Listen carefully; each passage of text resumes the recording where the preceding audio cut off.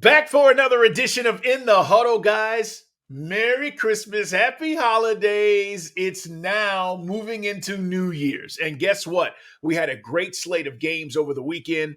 None bigger, Jason, than the Ravens at San Francisco. And as Jason Canfora is here, Baldy will be here on Thursday. Of course, I'm Carl Dukes, guys. It's good to have you back here.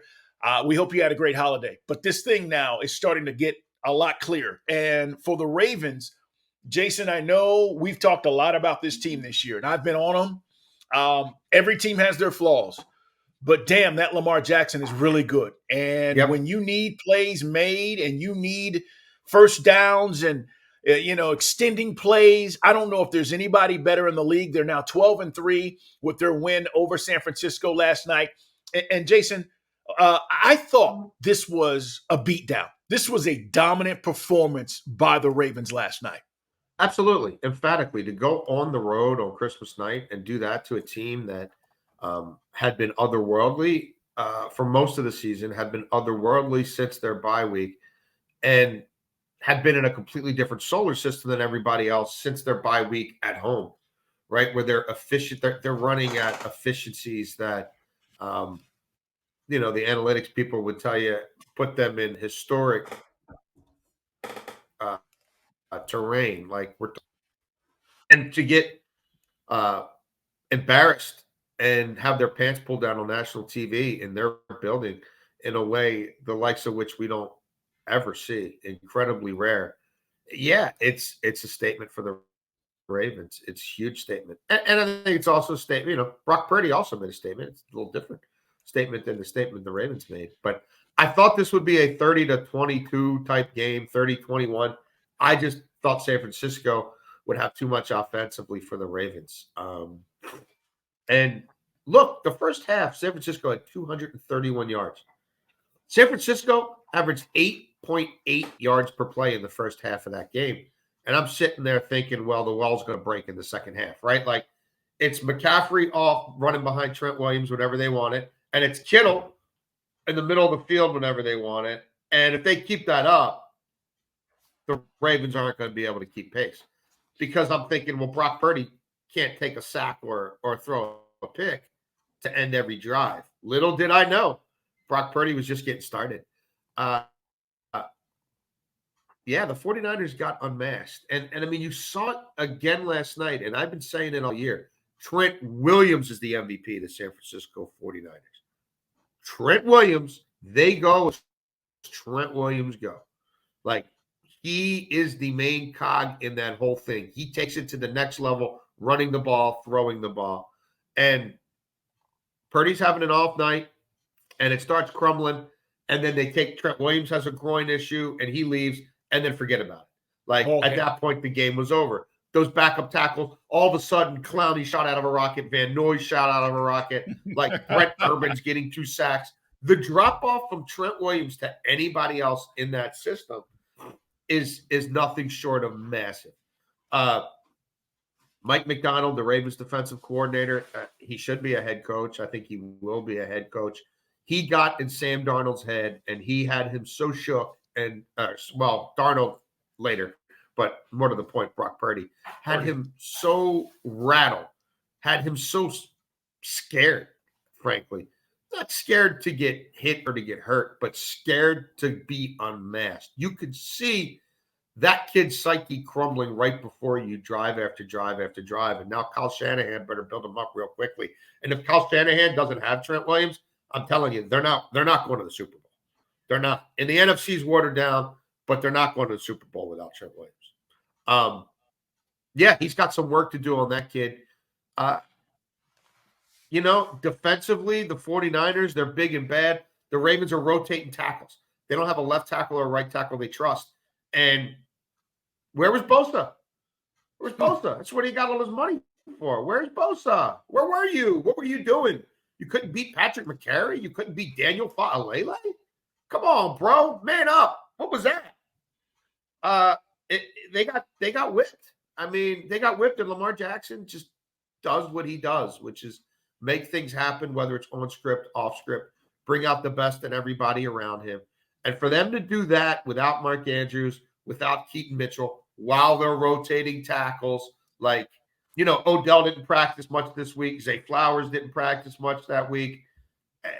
It was tremendous. And the 49ers look like paper champions a little bit, right? They look like the guys who the spreadsheets say are the greatest ever, but to your eye test, they're not tested that often. And the NFC's not like the AFC. For them to come up that small and home this late in the season, and Trent Williams going to get an MRI,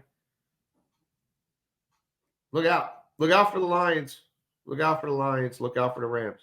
Yeah, it's a dangerous situation if those injuries play out. And to your point about Brock Purdy, who I've loved all season long, but he hadn't seen this. He hadn't seen what you're talking about with Mike McDonald and this pressure. They were picked off 5 times total, 4 by Purdy, and then Darnold came in late and they got 1 extra, and it was just, icing on top of the cake. I want to talk about Lamar just for a second, Jason. 6.4 yards per carry, 105.9 passer rating last night. And I go back to the offseason when we talked about if Lamar was not going to be there and if they couldn't get a deal done, that other teams like the Falcons or other teams that were interested should have given up 2 first-round picks and made it happen. And the irony is that is a team now, and I'm going to use them as an example, that has struggled at the quarterback position, and they're not going to be in the playoffs because of the quarterback position.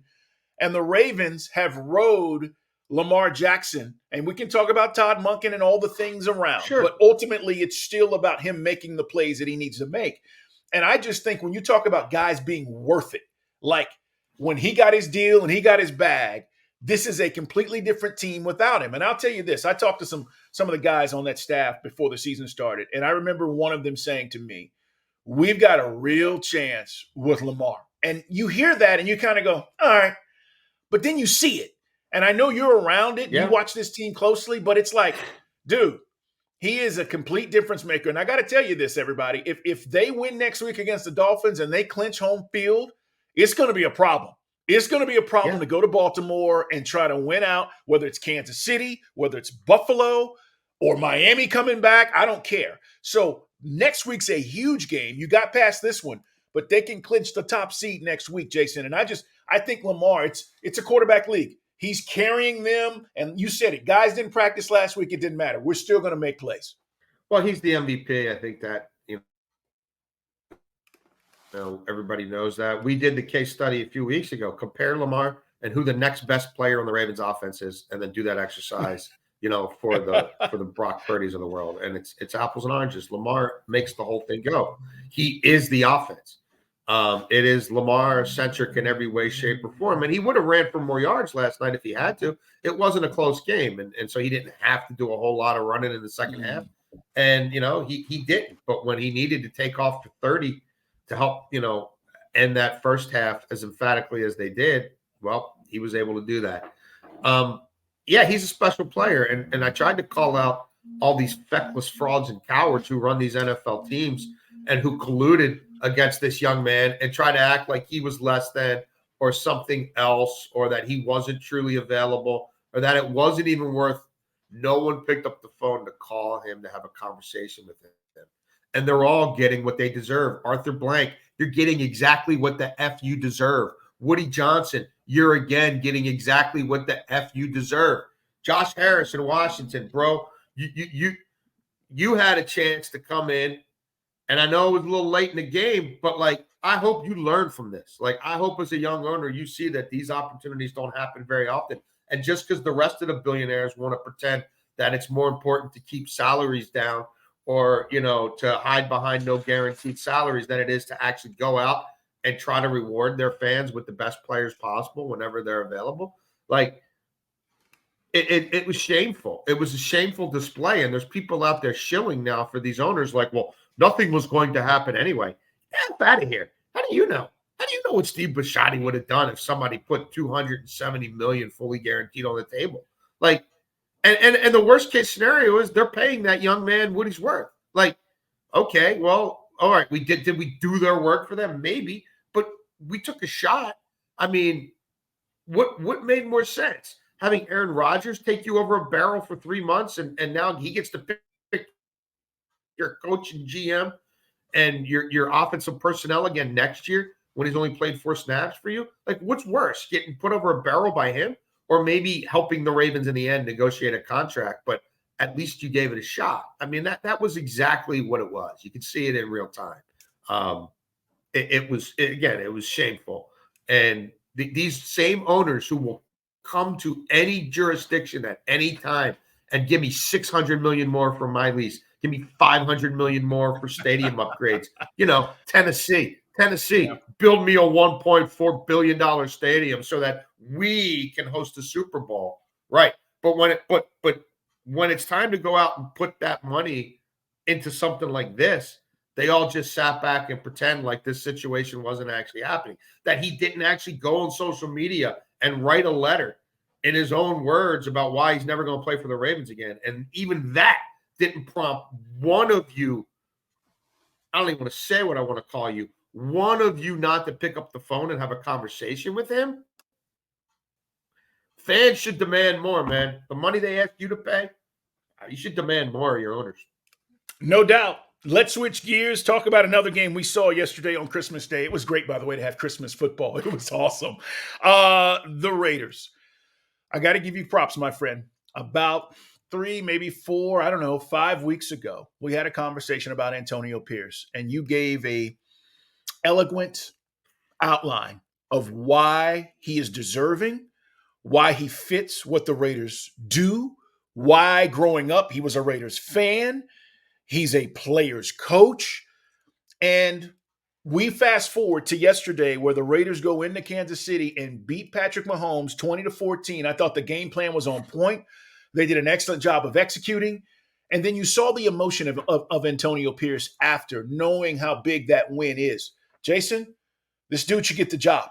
He should get the job. And if they screw this up, I know for a fact you and I are going to be on here and Baldy talking about how the NFL, again, this is a disparaging moment for African-American coaches and assistant coaches to get opportunities when they put in the time and the work and they deserve it, and then they get overlooked. There's no reason Antonio Pierce shouldn't get this job.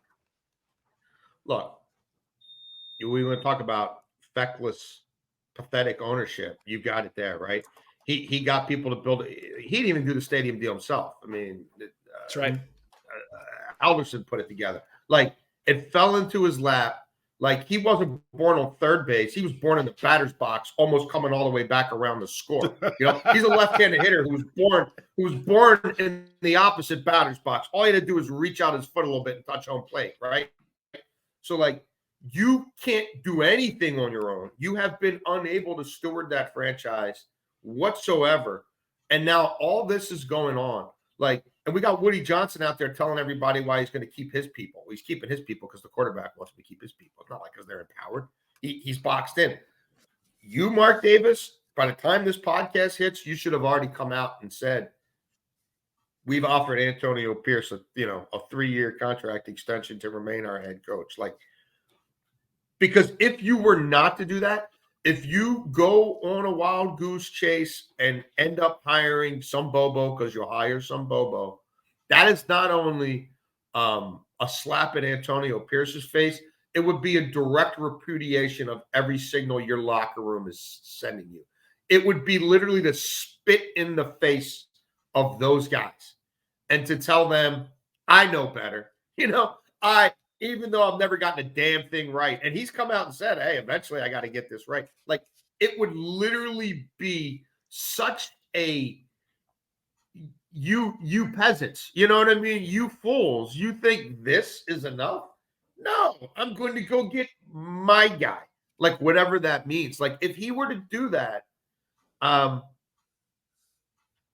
think he'd have a long off season of guys telling their agents, get me out of here. And that's where it was at the trade deadline. And Antonio Pierce has reversed that somewhat single-handedly. And for them to make the statement they made without a forward pass completed through 3 quarters, right, at Arrowhead, where the Chiefs were still a much better offense at home than on the road, and to do it without Josh Jacobs, right, to do it with a backup running back and some of the offensive linemen pretty beat up, and for the defense to make the collective statement, that they made, and to do it coming off of just getting Brandon Staley run out of there, right? And to do it coming off of having Kansas City a little bit dead to rights in the third quarter the first time they faced them. Like, to have done what they did to Miami, right? Where even the way Miami's offense, the way they held them down, limited them to 20 points at home, going back to early stages of this Antonio Pierce thing. Like, now he's your coach. If you can't see that he's your coach, you're the biggest fool in professional sports. Like, there's nothing else you could want from someone than what Antonio Pierce is giving you. And look, you said it, that there is it's not a fair fight for coaches of color in this league. It's just not, never has been. And the standards for them to keep jobs as interim head coach is bonkers.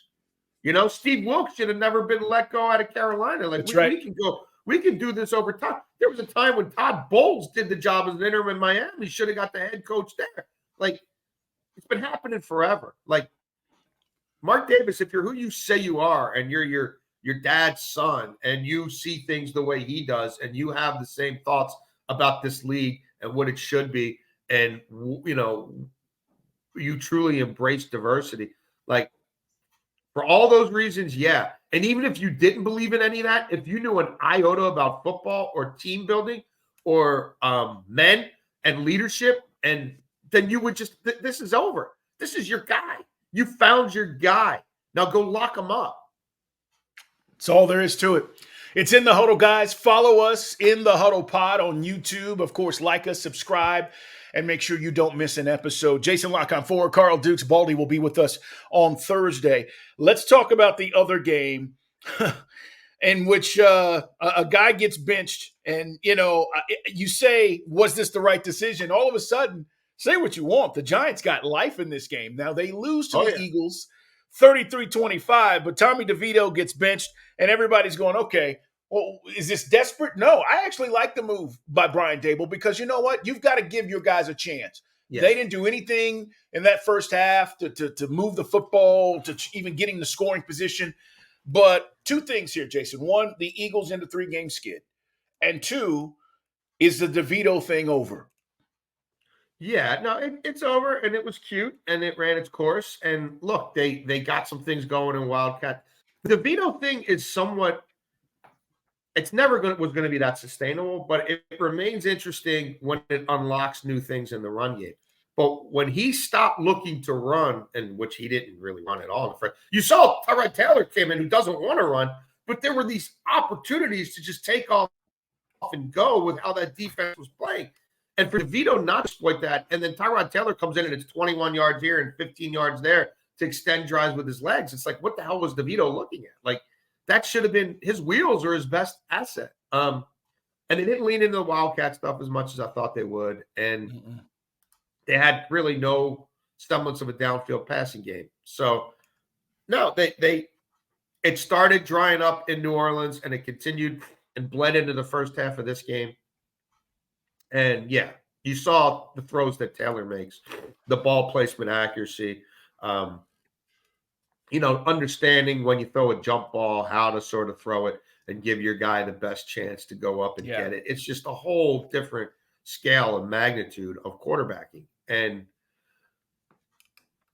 they started scoring points when he came in the game. And he should be their quarterback from here on out. You got enough of a look at DeVito to see that, he's still a developmental guy. If you want to keep him in your room as your scout team guy or whatever. Sure. But whether they bring Daniel Jones back, whether they trade up to draft somebody, whatever they do, I don't think you shouldn't be looking at DeVito as somebody who's competing for a starting spot. So, and really, look, the Eagles, good for them. They had to find a way to win a football game. They had to make a little bit of a statement about their ability to be somewhat balanced offensively, and they were. Now we got to see them do that against much better defenses, and perhaps do it on the road, which is a different story. But they had to get Swift going.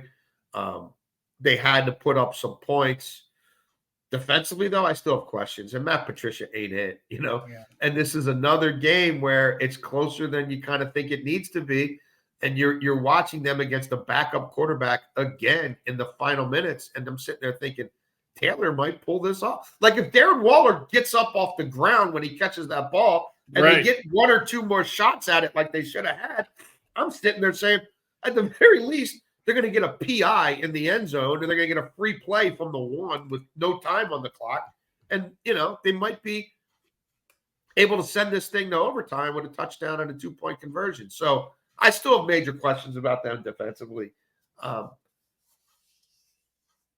they've owned the Giants for years. But them scoring 30 is kind of a big deal. I don't care who they did it against. They had to get their mojo back. They had to finish some drives in the end zone, and they did that. And most importantly, they're in the driver's seat now to win that division. Yeah, and they're still viable.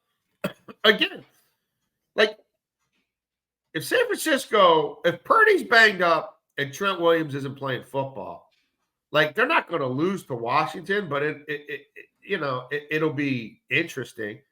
And then they've got the Rams week 18, and the Rams certainly are going to have something to play for.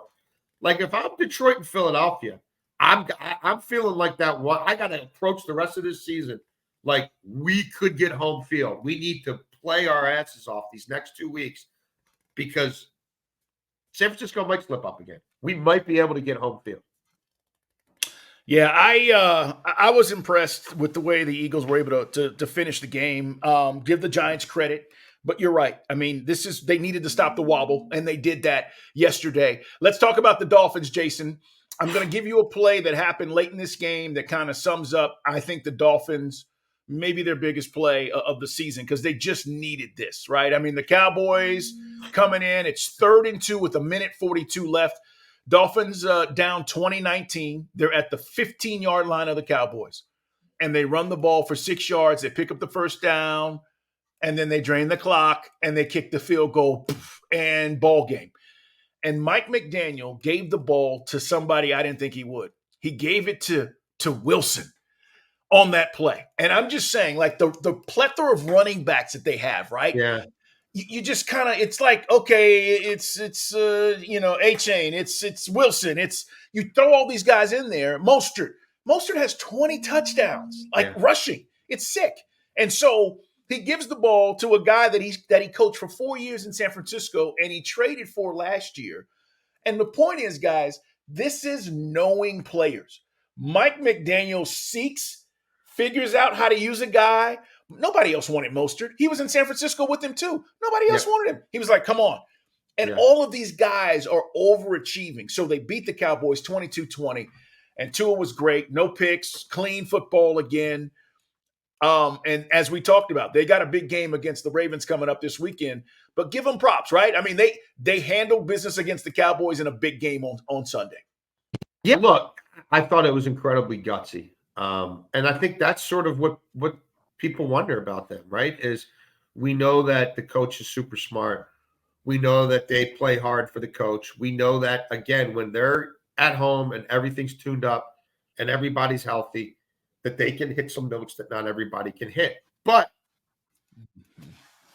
when that orchestra's not all tuned up, right, and it's the third tuba and not the first tuba, and it's the second oboe and not the first oboe, what happens then?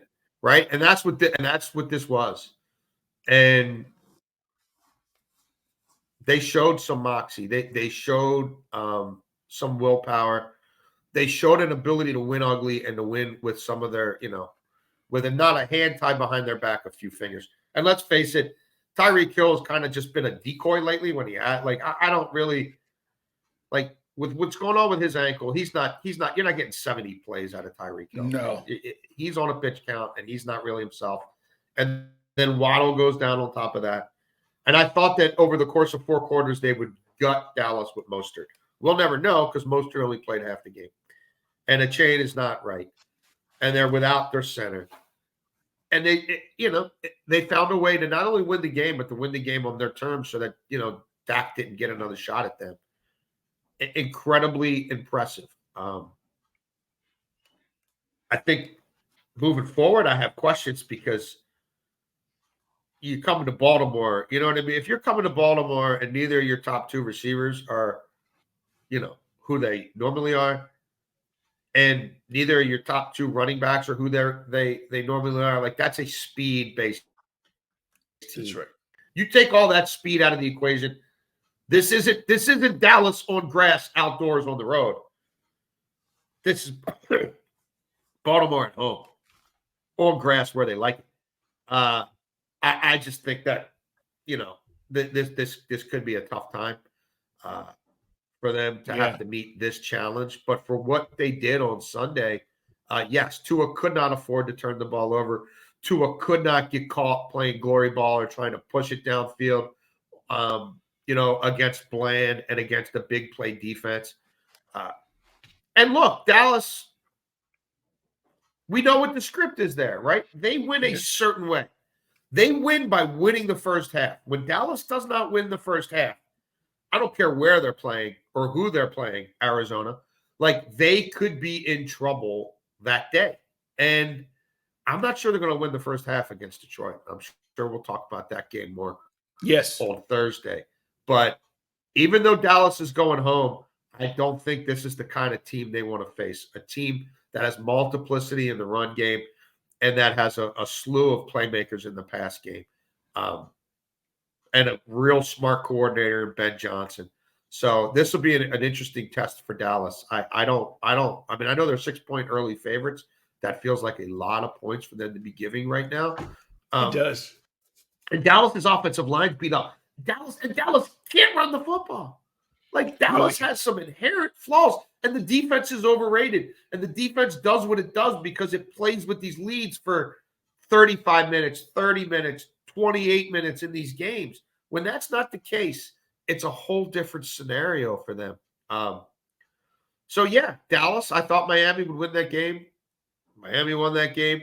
And Dallas is who they've always been. It's not a damn thing's changed. Dak, 17-play, 69-yard drive, by the way, in the final 4 minutes to give him the lead. It was big, but they didn't win the game. I only say that to say, don't put this on him. He's doing a great. It's not him, right? He's doing what he needs to do in these games to try to put his team in position to win. Let's talk about Detroit. What a story. Because if you don't realize this, they drafted Jameis Williams. They drafted Jahmyr Gibbs. They drafted Sam Laporta, right? They drafted Melifonwu, right? The safety, the strong safety. I'm just going down how this team has been built. And Brad Holmes came over from LA, if you guys don't remember, and he was the guy that traded for golf, and everybody said, oh, he's crazy. And he saw what golf was when he was in LA. And now they've clinched the division title for the first time since 1993. So big shout out to Detroit and Dan Campbell and his staff. But this thing, and what I'm saying, Jason, is this thing is being built the right way. Like, they drafted Hutchinson. Like, if they continue to do this and build on what they have, Detroit's not going anywhere. Like, all of a sudden, maybe this division shifts from being Aaron Rodgers' division all those years in Green Bay to now it's Detroit's run, and we don't know what Chicago's going to do, and they got a lot of work to do. Minnesota, what decisions they're going to make on the quarterback. But, man, I think defensively, too, they're getting after it. They had 11 quarterback hits against the Vikings on Sunday in that win. Yeah, Aaron Glenn has ramped up the blitz the last couple of weeks. No two ways about it. And he's had to, because expecting Hutchinson to kind of be a one-man D-line week after week after week this late in the season with how many reps he's played, I think was asking too much. So, look, I don't have any questions. I don't have any questions about the football people with the Lions. My question is, again, with ownership that has been generationally feckless. Now, I see they're raising their ticket prices 150%.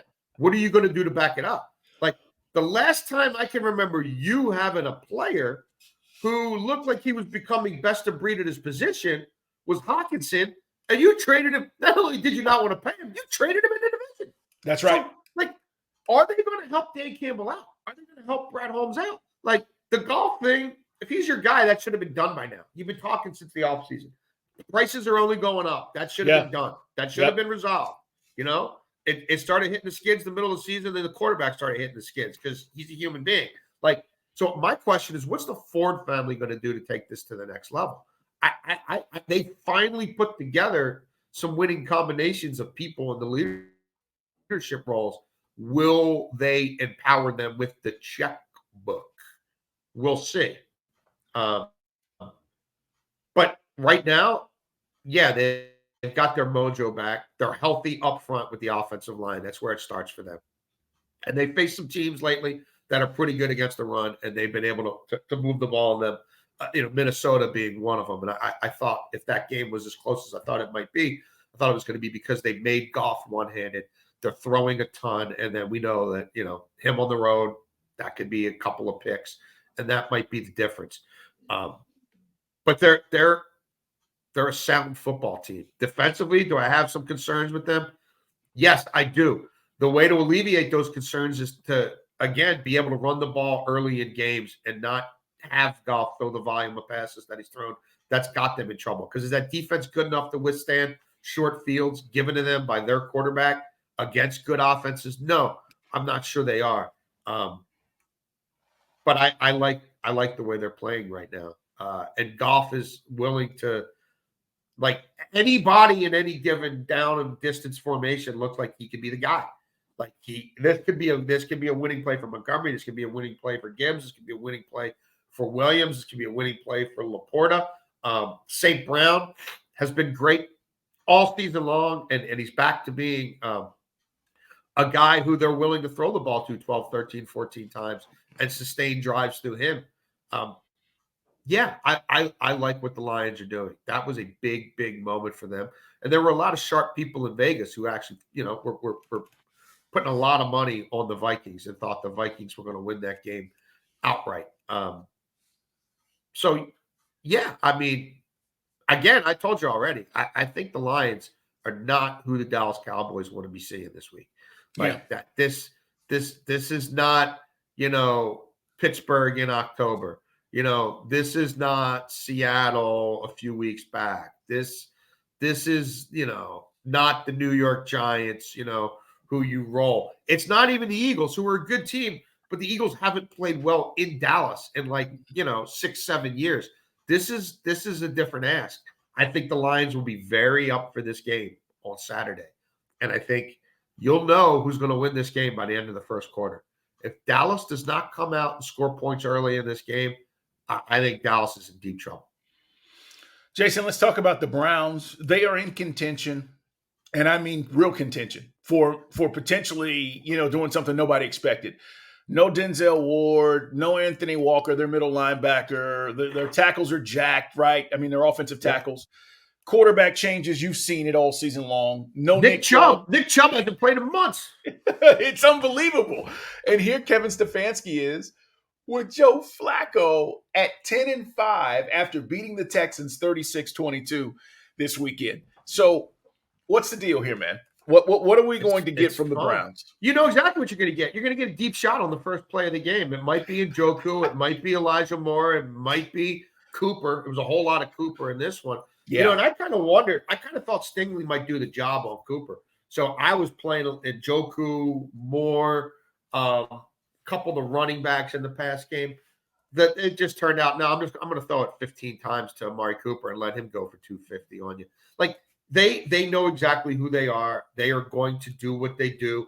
And Flacco knows, bro, I'm throwing the ball 45 times minimum today. So I'm not going to sweat the 5 throws you'd want back, including the 2 or 3 picks, because we're going to come back after those picks. And I'm going to let you take a deep shot for 35 yards on first down and see if we can get the momentum right back. Like, it's from the first play of their first offensive snap until the last. Like, in this game, I mean, even when they were up, like, part of me started, like, wondering if there was bad blood here because they were up 3 scores late into that game. And Flacco was still out there, and they were still throwing it. I'm like, is there something between Stefanski and D'Amico Ryans? Like, and then I'm like, maybe they just want Flacco to throw for 400 today. Like, maybe they'll maybe DTR will take over once Flacco hits 401. But it's a lot of fun. The Browns fans are obviously eating this up. And the defense has struggled on the road. And so for the defense to lock them down, now I know it's a beat-up Texans team. right? Yeah, They're beat yeah, it up is. everywhere, including quarterback. But still, they put them on lockdown until garbage time. And the Browns defense hadn't done that on the road for a while. But the Flacco thing, like, they keep setting his passing totals in at 243 and 250, and they keep setting his attempts, around 38, 36, and his completions at 24. And I'm like, he might do that in the first half. Pretty much did it in the first half. And they're going to get the Jets on Thursday, and he wanted to play for the Jets. He wanted to go back to the Jets. Aaron Rodgers wouldn't let him in the building. I got to get money for my guy, Tim Boyle. It's not about actually winning games. Tim Boyle's got a job. He's beholden to me the rest of his life. No, we're not going to work out Flacco. What do we need to work out Flacco for? Our QB/GM says we're good with Boyle. Okay. Well, it's going to be, I'm going to tell you what he's going to do. Sauce, you better be ready. You better be ready because he's going to throw to Amari Cooper. He's going to test you deep. And the Jets defense has been great against the deep ball. But it's a little different with this guy and just his willingness to just put blinders on, not care about the rest of the world, and just go out there and be that old school gunslinger. Carl, not a lot of guys are throwing for 300 yards in this league right now. This guy's throwing for 350, 375. He's doing it pretty much every week. A down week for him throwing the ball is 280. And it's big boy throws. It's wild, man. It is wild. That's an interesting team. You better get to him, man. You better expose those backup tackles. You better get pressure on this guy because they have weapons. And if they get home games, look out because the defense at home is number one in yards per play allowed by a country mile. They give up 3.4 yards per play at home, and their points per drive is far and away the best in the league, 0.90 points per drive at home. Ravens got to keep the pedal to the metal. The Ravens haven't even clinched the division. I mean, how crazy is that? I know. The Ravens haven't clinched the division because of Joe Flacco and what he's done in Cleveland. If that was still P.J. Walker and DTR, done. I don't even know if Cleveland's in the playoffs. Yeah. Let alone still alive for the 1 seed at week 17. That's the thing, man. I mean, some things can play out. Here's the word that I would say about Flacco. Fearless. He's just playing fearless. He doesn't give a damn, right? He's accomplished more than most will ever. I've won a Super Bowl. I bet on myself. I got my bag. Dude, I'm good. EGOF. Yes. He wants to be able to come home after these games and have his kids, some of whom are old enough now to appreciate what he does, bust his balls about the bad throws, but gush about the big ones. He's playing with house money, man. He really is. Guys, it's In the Huddle. Subscribe, like us, and of course, you can follow us on YouTube at In the Huddle Pod. Check out all of the stuff there. And as I mentioned, Thursday, Baldy will be here to talk about the upcoming games. I want to finish with this, Jason, as we talk about what we just saw this weekend. And there's a lot as we're trying to focus on some of the key games. We got 2 weeks. Coaches that are going to get got. Give me three. You think Rivera? For sure, right? Oh, absolutely. Okay. Rivera and Belichick, that's definitely over. Okay. Those two are absolutely over. All right. Give me, do you think that I don't think Mike Vrabel's back in Tennessee. Really? You think he's gone? Okay. What about Dennis Allen with the Saints? I think Dennis Allen, whoever doesn't win that division is probably in big trouble. And honestly, I think in the case of Tampa and Atlanta, well, really all three. Even if you win it and then you host a playoff game, and you get embarrassed, sure, that's happened before. I wouldn't be shocked if everybody in that division, because we know Carolina's already done it, if everybody next year has a different coach than the one who started this year. Yeah, that's what's crazy. And with 2 weeks left, a lot of these owners of the teams we're talking about are just waiting, right? They're waiting to see how it finishes, to your point. But I don't even know if it matters. I think some of these guys have their mind made up already. They're just letting it play Yes. out. But I think they've already got their minds made up as to how this is going to shake out. Jason, man, looking forward to seeing what happens this weekend. Happy New Year. All right. Happy New Year, brother. Yeah, man. I mean, we're going to get there this next Sunday and bring in 2024, and then we'll be talking about the playoffs, guys. But want to make sure that you guys are here in the huddle. Subscribe and like us. Tell your friends. Hey, Jason, have a great day. Thanks for being here, everybody. You too, buddy. Thank you. We'll talk to you Thursday.